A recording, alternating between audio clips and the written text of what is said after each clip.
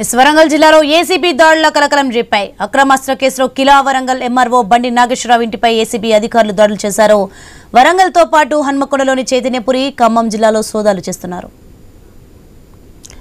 ఇదే అంశానికి సంబంధించి మరింత సమాచారం మా ప్రతినిధి ప్రశాంత్ ఫోన్ లైన్లో అందిస్తారు. ప్రశాంత్, వరంగల్ జిల్లాలో ఏసీబీ దాడులు కలకలం రేపాయి, ఎలా ఉంది అక్కడ పరిస్థితి?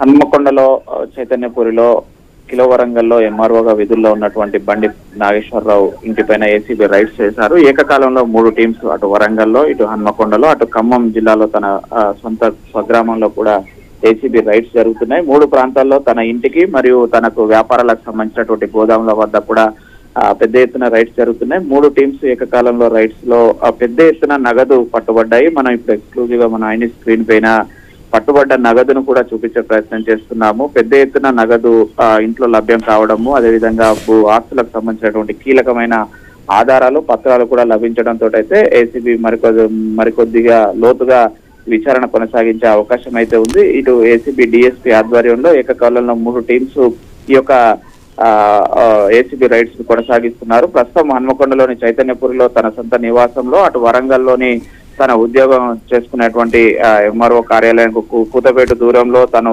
పార్ట్నర్ గా ఉన్నట్టు అనుమానిస్తున్న మరొక గోదాంలో, అదేవిధంగా ఖమ్మంలో తన స్వగృహంలో కూడా ఏసీబీ రైడ్స్ కొనసాగిస్తున్నారు. బండి నాగేశ్వరరావు ఎంఆర్ఓగా విధుల్లో ఉంటూనే ఇటీవల ఆగస్టు 15 రోజున ఉత్తమ ఉద్యోగి అవార్డు కూడా అటు ఇన్ఛార్జి మంత్రి పొంగులేటి శ్రీనివాస్ రెడ్డి చేతుల మీదుగా అందుకున్నాడు.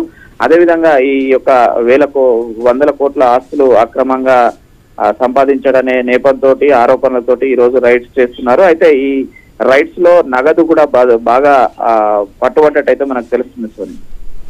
Right, thank you Prashanth.